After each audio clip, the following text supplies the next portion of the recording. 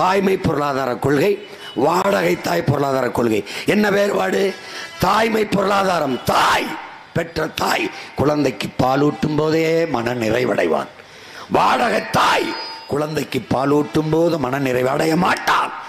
அந்த பாலூட்டியதற்காக கூலி கையேந்து வாங்குவாலே, அந்த காசு கையில் வரும்போதுதான் மன நிறைவடைவான். இதுதான் வாடகை தாய் பொருளாதார கொள்கை. நான் உங்கள் மகன் சொல்வது தாய்மை பொருளாதாரம், இவர்கள் பின்பற்றுவது வாடகை தாய் பொருளாதார கொள்கை. குஜராத் மாடல் என்ன தெரியுமில்ல? இந்தியாவிலே அதிகமாக கர்ப்பப்பையை வாடகைக்கு விட்டு வாழுகிற தாய்மார்கள் இருக்கிற மாநிலம் குஜராத். இதுதான் குஜராத் மாடல். திராவிட மாடல் என்றாலும் தெரியுமில்ல? இந்திய நிலத்திலே அதிக திருட்டு பயல்கள் தலைவராக இருக்கிற நாடு கட்சி தான். அதான் திராவிட மாடல்.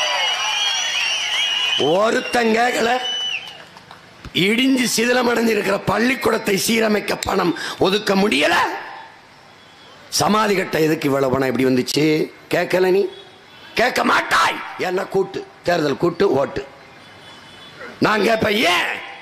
எதற்கு மஞ்சாத பிரபாகரனின் மகன்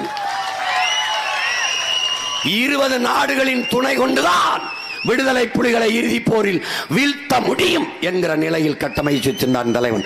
உலக நாட்டு ராணுவங்கள் எல்லாம் அவன் ஒருவனை எதிர்த்தது.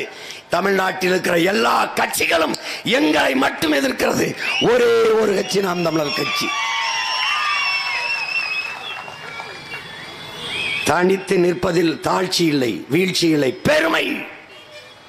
ஏன்? தனித்துவத்தோடு நிற்கிறோம்.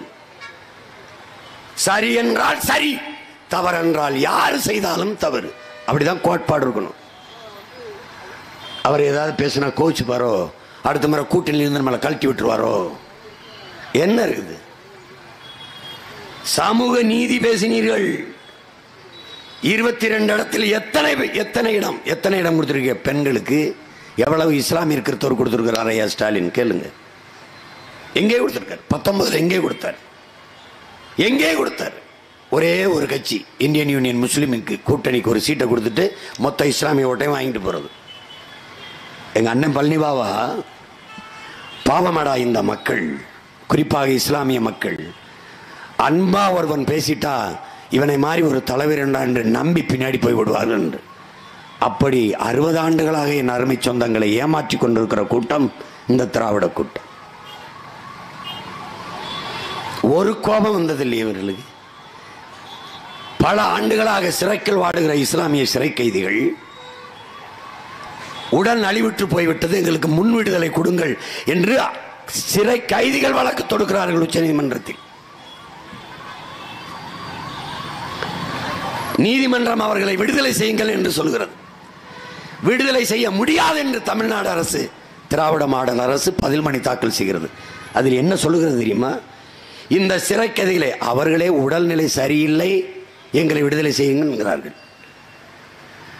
அவர்கள் வெளியில் வந்தால் இங்கு இருக்கிற இந்து தலைவர்களுக்கு அவர்கள் உயிருக்கு பாதுகாப்பு இருக்காத, உயிருக்கு ஆபத்து இருக்கும், அதனால் விடுதலை செய்ய முடியாது என்று பதில் மனு தாக்கல் செய்தது இந்த திராவிட மாடல் அரசு. ஆனால் 2021 தேர்தலிலே இஸ்லாமிய சிறை கைதிகளை விடுதலை செய்ய எனக்கு வாக்கு செலுத்துங்கள் என்று கேட்டது அதே வாய்தான். இவர்கள்தான் எப்படியெல்லாம் ஏமாற்றினார்கள் பாருங்கள். கூட்டுறவு வங்கியிலே நீங்கள் நகை ஏதாவது வைத்திருந்தால் அடமானம் வையுங்கள், நாங்கள் ஆட்சிக்கு வந்தால் நகை கடனை தள்ளுபடி செய்வோம் என்று. இதை நம்பிக்கிட்டு பல பேர் வச்சுட்டான். ஆனால் அந்த திருப்பி தரல, கூட்டுறவு வங்கி கடனை தள்ளுபடி செய்யல. காரணம் என்ன தெரியுமா? சொன்னதுக்கு காரணம், பல பேர் நகையை அடமானம் வைக்காம வெறும் டப்பாவை வச்சு பணத்தை வாங்கிட்டு போயிட்டானா, அதனால கடனை தள்ளுபடி முடியாதான். இங்க வா, டப்பாவை வைக்கும்போது அங்க வங்கி மேலாளர் இருந்தால, அவன் என்ன டப்பா பண்ணிக்கிட்டு இருந்தான், அங்க என்ன பண்ணிட்டு இருந்தான், இதை திறந்து பார்த்து நகை இருக்கா இல்லையா, சாரா டப்பா வச்சுட்டு போயிட்டான்லடா. டப்பா வெறும் டப்பாவுக்கு கடன் கொடுத்த மேலாளர் உனக்கு தெரியுமா தெரியாதா? கூப்பிடு அவனை. டப்பாவை வச்சுட்டு கடன் வாங்கிட்டு போனான்ல, அவன் முகவரி கொடுத்தானா இல்லையா, அவனை கூப்பிடு. நீ என்னடா வெறும் டப்பாவை நகை இல்லாம, என்ன நிர்வாகம், எவ்வளவு பெரிய ஏமாற்று. நகையை இல்லாமல் வெறும் டப்பாக்களை கொடுத்து கடனை பெற்று போயிருக்கிறார்கள். அதனால் அந்த கடனை இவனை நம்பி மறுபடியும் நகை அடமானம் வச்ச நிலைமை என்ன? இதுதான் அனிதா இறந்த போது வந்த அழுத ஐயா ஸ்டாலின், அந்த கூட்டணி கட்சி தலைவர்கள், அனிதா போல இவர்கள் ஆட்சிக்கு வந்து 10 பேருக்கு மேலே நீட்டுத் தேர்வில் இறந்திருக்கிறார்கள். நீட்டுத் தேர்வில் தோற்றுவிடும் என்ற அச்சத்தில் ஒரு வீட்டுக்காக யார்கள் சொன்னது? ஒரு செய்தி. ஏன் ஏன் எத்தனை சிறை காவல் நிலைய மரணங்கள், எவ்வளவு மரணங்கள். ஆனால் எதிர்க்கட்சியா இருக்கும்போது இவர்கள் போராட்டம் எப்படியெல்லாம் பேசுவார்கள். அந்த பெனிக்ஸ் ஜெயராஜா அவர்கள் தந்தையும் மகனும் கொல்லப்பட்டதற்கு போய் காவல் நிலையத்தில் போய் அப்படி பேசி இப்படி பேசி ஓட்டு பறிக்கிற கூட்டம், வெறும் தேர்தலையே நோக்கி நகர்கிற கூட்டங்கள் இந்த ஆட்சியாளர்கள். காங்கிரஸ், பாரதிய ஜனதா, இந்த திமுக, அதிமுக எல்லாம் தேர்தல் நேரத்தில் ஒரு பாசம், ஒரு காதல், ஒரு அன்பு, பேரன்பு நம்ம மீது வரும். அடிப்படை அமைப்பு அரசியல் மாற்றம் என்ற கோட்பாட்டை முன்வைக்க காரணம் இதையெல்லாம் தகர்க்க வேண்டும். யார் சொல்வது, யார் கற்றுக் கொடுப்பது? புரட்சியாளன் பகத்சிங் என்ன சொல்கிறான்? வெளிப்படையாகவே அநீதிகளால் கட்டமைக்கப்பட்ட இந்த சமூகத்தை தகர்த்து முற்றுமுழுதாக புதிய ஒரு சமூகம் படைப்பதாண்டா புரட்சிங்கிறான். வெளிப்படையாக என்ன அநீதி, ஊழல், லஞ்சம் தெரிகிறது, தடுக்க முடியவில்லை உன்னால். எங்கும் ஊழல், எதிலும் ஊழல். பாரதிய ஜனதா இந்தியாவிலே தேர்தல் பத்திரம் எலக்ட்ரல் பாண்ட்ல 6650 கோடிக்கு மேலே முதலாளிகள்கிட்ட எங்கெங்கே அமலாக்கத்துறை சோதனை நடந்ததோ அங்கெல்லாம் பணம் வாங்கியிருக்கிறார்கள். இந்த ஊரில் லாட்டரி மாற்றின்ட்டே வாங்கியிருக்காங்க. திமுக 509 கோடி லாட்டரி மாற்றின்ட்டு வாங்கியிருக்கு. கட்சி எப்படி நடத்துது? லாட்டரி வித்தவர், போதைப் பொருள் வித்தவர், சாபர் சாதிக்கிட்ட பணம் கட்சி நடத்துறது. ஆட்சி சாராயம் வித்து நடத்துறது. எப்படிப்பட்ட ஆட்சி முறை, எப்படிப்பட்ட நாடு? சிந்தித்துப்பார். துணிஞ்சு என்னை மாதிரி ஏன் நிக்க முடியல? ரைடு வரும். எனக்கு ஏன் ஐடி ரைடு, இடி ரைடு வரல? ஒண்ணு இல்ல. ஏன் என்னையே ரைடு வருது? அவனை எப்படி ஏன் என்னையே ரைடு வருது? என்னை நோக்கி லட்சக்கணக்கான இளைஞர்கள் ஓடி வர்றான். நான் இங்க பேசுறேன், போஸ்டும் இல்லை, ஒண்ணும் இல்லை, டிவி விளம்பரம் இல்லை, ஆனா வர்றான். ஏன்னா அதை கட்டுப்படுத்தணும். எப்படி பண்ணணும்? போலீஸ் விட்டு என்னைய ரைடு போடு, ரைடு போட்டு பயங்காட்டு. அப்ப நம்ம சீமான் கட்சிக்கு போனா நம்ம வீட்டுக்கு ரைடு வரும்னு பயங்காட்டு. அவன் துணிந்து வந்தால் பெற்றோர் போய் எதுக்குப்பா சீமான் முன்னாடி போறான், ரைடு வரும், தடுக்க போடுறான், ஒரு செக் போஸ்ட போடுறான். நொறுக்கி எரிவோம். தடை என்றால் அதை உடை, சிறை என்றால் அதை நிறை. வழக்கு இல்லாது விடியாது கிழக்கு. சிறை அதை நிறை, தடை அதை உடை. தடையை நொறுக்கு, படையை பெருக்கு, இனத்தின் விடுதலையே இறுதி இலக்கு. இதான் நாங்கள் ஏற்றுக்கொண்ட தத்துவ நிலைப்பாடு. அலையில்லாத கடலால் நல்ல மாலுமியை உருவாக்க முடியாது. தடையில்லாத படையால் வீரனுக்கு என்ன மதிப்பு இருக்கு? துணிஞ்சு நிக்கணும். அஞ்சுவதும் அடிபணிவதும் தமிழன் பரம்பரைக்கே கிடையாது என்கிறார் தலைவர். எதுக்கு பயப்படணும்? ஏன்னா கொள்ளை அடிக்கிறவன், ஊழல் செய்கிறவன், லஞ்சம் பெறவன், கொலை செய்கிறவன், மலையை வெட்டி விற்கிறவன், மண்ணள்ளி விற்கிறவன், அவனே மானம் இல்லாமல், மானரோசம் இல்லாமல், வெக்கம் இல்லாமல் அப்படி திரிகிறான். நம்ம இதெல்லாம் தடுக்க போராடுற போராளிகள் நம்ம எதுக்கு பயப்படணும்? கொஞ்சம் என்ன பயமே இல்லை. கெட்டவங்க நீங்களே பயப்படாமல் இருக்கும்போது நல்லவங்க நாங்கள் எதுக்குடா பயப்படணும்? எதுக்கு பயப்படணும்? நாங்கள் எதுக்கு பயப்படணும்? இந்த நாடு உன் நாடு, இந்த நிலம் உன் நிலம். இதை காக்க வேண்டியது, இந்த ஏழ்மை வறுமை நிலையிலிருந்து மீட்க வேண்டியது, இந்த ஊழல் லஞ்சத்தை ஒழிக்க வேண்டியது, இதெல்லாம் உன்னுடைய பொறுப்பு, என்னுடைய பொறுப்பு, நம்முடைய கடமை. இது யாரோ ஒருவன் செய்கிற வேலை இல்லை. இது சீமானோட வேலை, அவன் தங்கைகள் வேலை, தம்பிகள் வேலை என்று எண்ணாதீர்கள். இது ஒவ்வொருத்தருடைய வேலை, ஒவ்வொருத்தருடைய வேலை. யாரோ ஒருத்தட்ட பொறுப்பை படிச்சுட்டு போறது இல்லது. இது ஒவ்வொருத்தனும். உனக்கான உணவை நீ எப்படி உண்கிறாய்? உனக்கான மூச்சுக்காற்றை நான் சுவாசித்தால் நீ வாழ முடியுமா? முடியாது. உனக்கான மூச்சை நீனே சுவாசிப்பது போல, உனக்கான உணவை நீனே உண்பது போல, உன் உரிமையை நீயே போராடி பெற வேண்டும் என்ற துணிவிற்கும் தெளிவிற்கும் வர வேண்டும். அப்பதான் இது மாறும். ஓட்டு போட்ட, ஏன் போட்ட? எனக்காவது யோசிச்சியா? இவருக்கு திமுகவுக்கு எதற்காக போட வேண்டும்? ஒரு நிமிடம் யோசி. மற்றவர்களை யோசிக்க சொல். அதிமுகவுக்கு ஏன் போட வேண்டும்?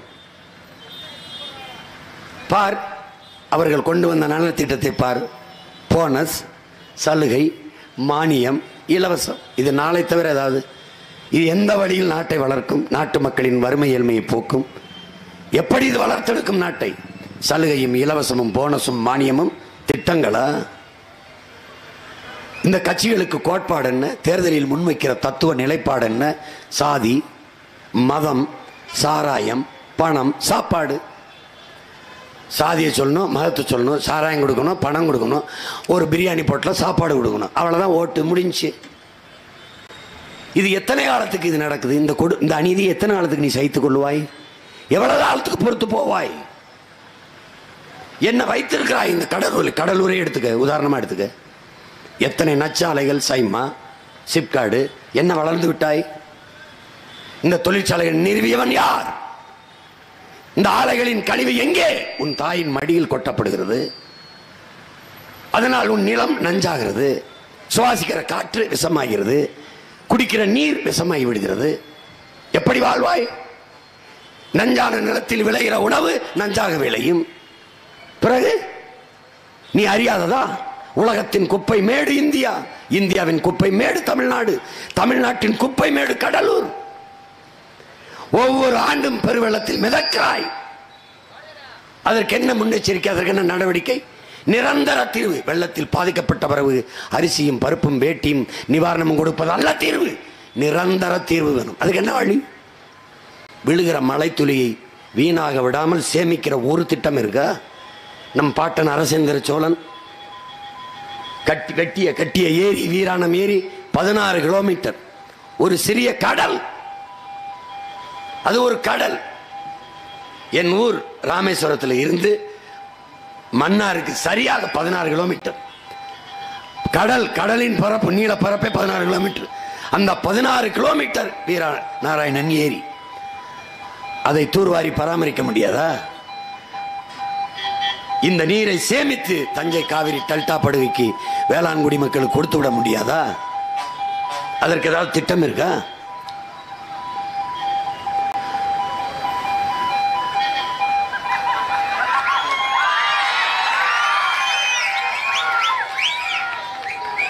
நீ பாரு, அண்ணன் முடிக்கிறதுக்குள்ள இன்னும் எத்தனை போகுதுன்னு பாரு.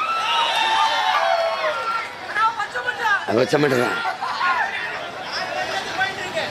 காசு கொடுக்கறத விட்டுருவாங்க. இந்த காவாடி பேரு பறக்கும் படை இருக்கும் படைன்னு வச்சுக்கிட்டு யாரு அம்மாவை ஆஸ்பத்திரியில் சேர்த்துருக்கையா, பணம் கட்டணுமே டாக்டருக்கு, இல்லை ஆப்ரேஷன் பண்ண மாட்டாயா. நோ, இது எங்க ஆப்ரேஷன், காசை கொடு. ஒரு நீ இங்க பாரு, எப்படி பார்த்தாலும் இந்த நாட்டில் வாழ்றதுக்கு வாய்ப்பில்லை ராஜா, வாய்ப்பில்லை. இவங்களை மொத்தமாக காலி பண்ணணும். கிளீன் இந்தியா என்றால் இவர்கள் எல்லாரையும் கூட்டி சுத்தம் பண்ணுவதுதான் கிளீன் இந்தியா. வழியே கிடையாது. இன்னும் ஒரு முறை பாரதிய ஜனதா நாட்டை கொடுத்துட்டோம்னு வச்சுக்கோங்க, முடிஞ்சு. அவரே சொல்லிட்டாரு, 10 ஆண்டுகளின் மக்களுக்கு நான் சூப்பு கொடுத்து கொண்டிருந்தேன், அடுத்து என்ன குடிப்பீர்கள்? ஸ்ட்ரைட் பாலிடால் பாய்சன் தான் கொடுத்தா அனுப்பிட்டே இருப்பேன். ஏன்னா இவங்க ஒரு கோட்பாடு வச்சிருக்காங்க, உடன் பிறந்தவனே ஏழ்மையை ஒழிக்க வேண்டும், என்ன செய்யலாம்?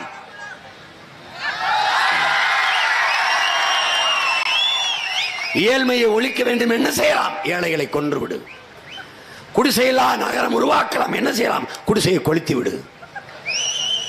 இதான் நடந்தது. சிரிக்காத, நீ சிந்திச்சு பாரு. ட்ரம்ப் வரும்போது குஜராத்துக்கு வரும்போது மோடி தான் ஆண்டு இருக்கிறார் பல ஆண்டுகள் குஜராத்தை. அவர் வரும்போது என்ன நடந்தது தெரியுமா?